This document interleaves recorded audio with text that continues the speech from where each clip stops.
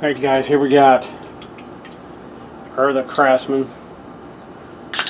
This is Craftsman Weed Whacker 32cc. This one is a curve shaft, same motor, same setup as the other one we done. Here's the last video, or the video before it was the last Craftsman trimmer that we done. Difference between them was this one is a curved shaft, the other one is a straight shaft. It's the only difference. And oh, excuse me, I'm leaking everywhere. The other video, I didn't cover the fuel lines too well as far as installation. It's kind of a rush job, didn't have much time, so but we got it out there to see, you know, if it ran. This one, I'll try to make it as quick as possible so I don't drag the video out. I do have the cover for this somewhere. This is the trimmer that I was telling you I actually found in the shed, buried beneath a bunch of stuff. When I was rummaging through it and found it up here. It's the one that says $6.99 on the case. I don't know if we either paid $6.99 or it's one of them we got on half off Tuesday, one or the other. So you got your cover just comes off. I'll show you here. It's no fuel lines on this one. I could have had this apart at one time, I don't know, but they're just hinged. It just I got kind of a generic cover. This cover doesn't go to it, but I can kind of show you. It's close to the same thing. How it's hinged, they just, you know, set kind of like this. Just open it up, pops right off the hinge. Got your two screws, they come out. And this one, I guess it's pretty basic. Hopefully this carb's good. I'll check to make sure it doesn't have any debris in it. So this one obviously needs lines. I'll show you the difference between the fuel filters I was talking about. The last one we did, it was like this, a straight shaft.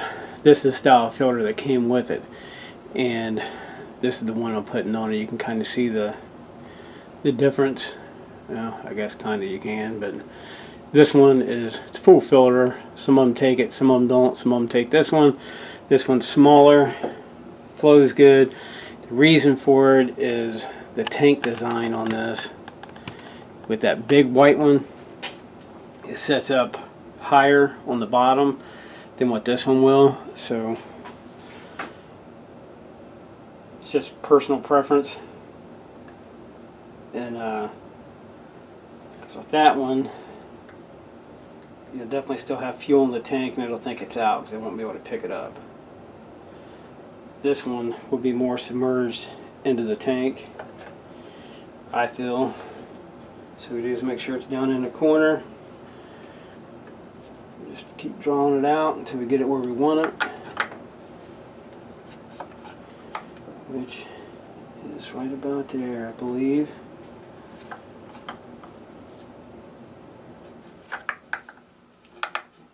And took out a little too much.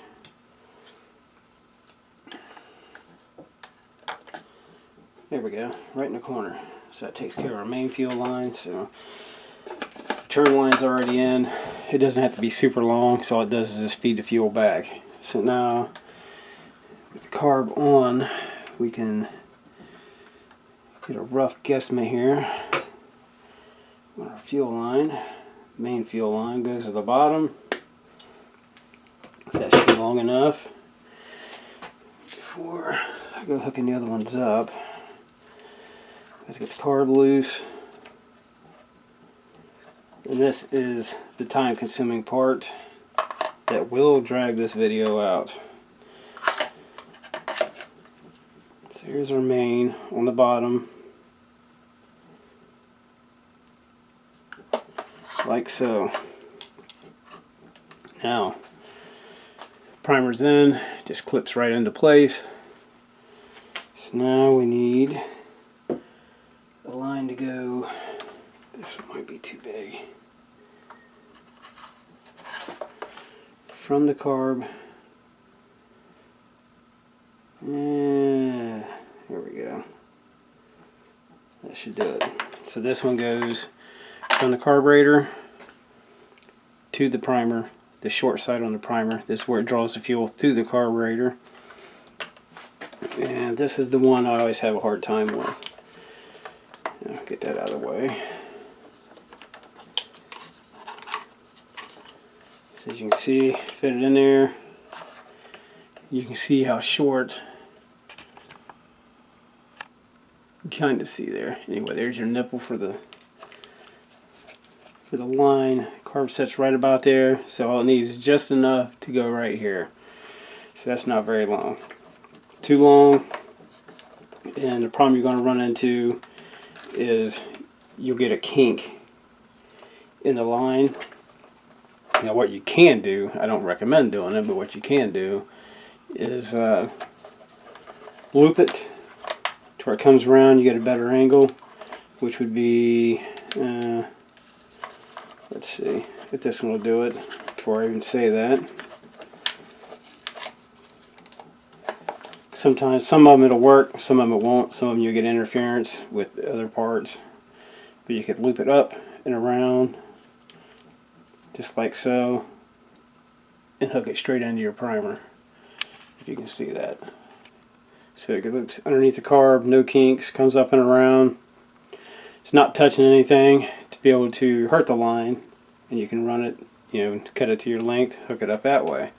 So that, to save me some pain and aggravation, that's what I'm going to do. So we need it roughly about right here. We're going to try it anyway. If it works, it works. If it don't, it don't. So what you do, run it up and around, slide it on. So there we go. It's on there. It's working. I can hear it vacuum in the tank. So now, get it up here. Make sure it's not going to hurt anything. Where's our screws? Let's go ahead and put them in. Just line the carb up to be on the safe side.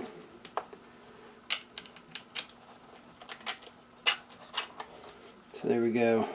As you can see, it is out of the way if you do it this way. Just makes it easier on you.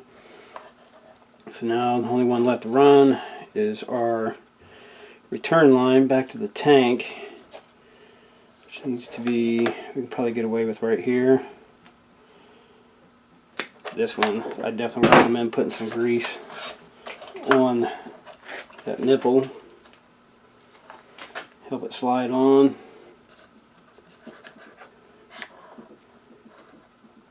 This one is the one that goes on super, super tight. It's trying to go. This one can be a bear.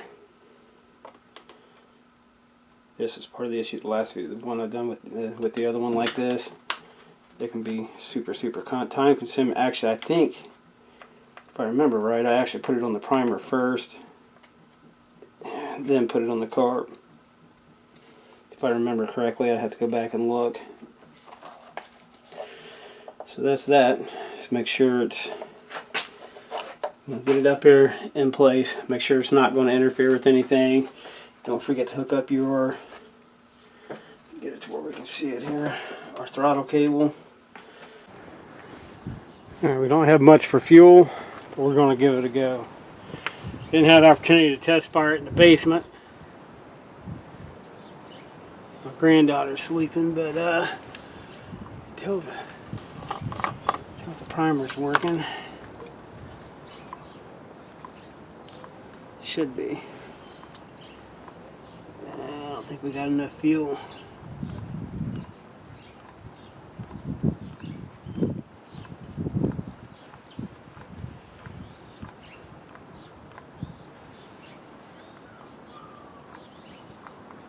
Come on, big fella.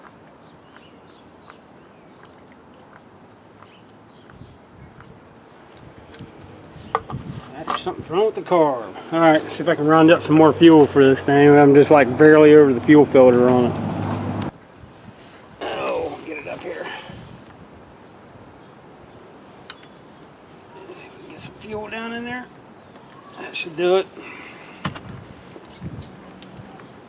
If it's not going to bark off, it ain't worth the time. It ended up being used for parts, so we'll choke it. Oh, yep, we're on.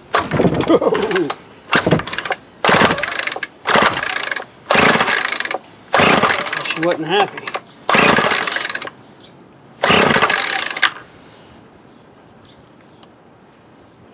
Just open it up. Flooded it.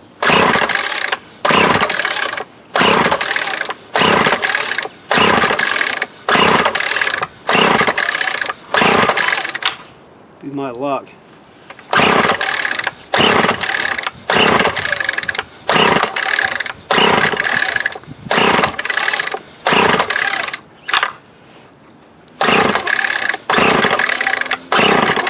Well, maybe we don't have any spark.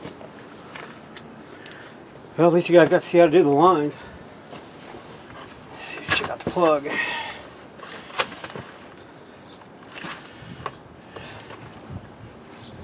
Let's take a look. Blow the cylinder out real quick and try it again.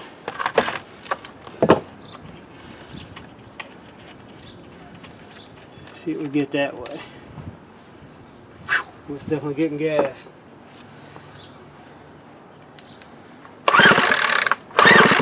Oh, there's a ton of fuel in it.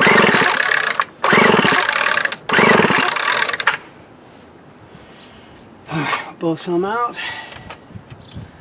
Look like I just had it flooded. Could be a bad plug.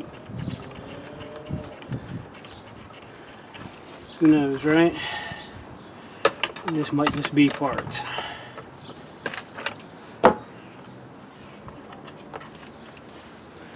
Give it another go. Definitely on, we're choked.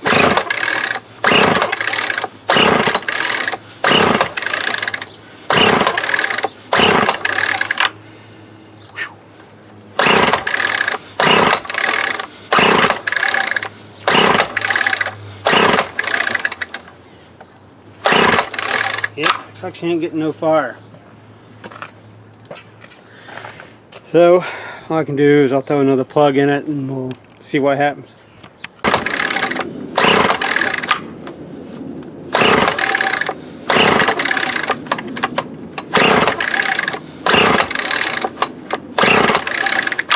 Well, here you have it. You can't win them all. Must be why it was buried in the shed. Must have fought with it once before, so and saved it for parts. So it is a good parts unit. The same things. I think they're 2004. I think is what the other one was. They're the same. Yeah, 2004. So it could be something simple. It could just be the switch up here at the top. Switch could be bad. Coil could be bad. I mean, one or the other, but it does make a good parts unit. But I do have the cover for it somewhere, so we'll come across another one that needs something like the pull string or some plastics or whatever have you. We'll have one, but no luck on this one. I'm saying you can't win them all. We gave it a go, and I get bored one of these times. I'll look into it and try to figure out what's wrong with it. It's pretty decent shape for as old as it is. It's just acts like it's not getting any fire, so that'll be it. It's a big dud on this.